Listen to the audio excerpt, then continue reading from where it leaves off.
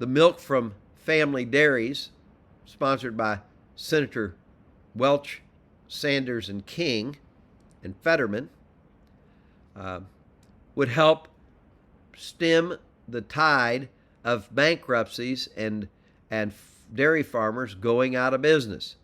Give you a little bit of information. In 2003, there were over 70,000 dairy herds in the United States. By 2023, there were 26,000. That's 63% of America's dairy farms out of business.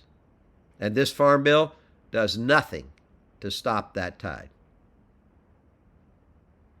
Gone in 20 years. Farmers with fewer than 50 cows, the smaller dairies, fell by 79%.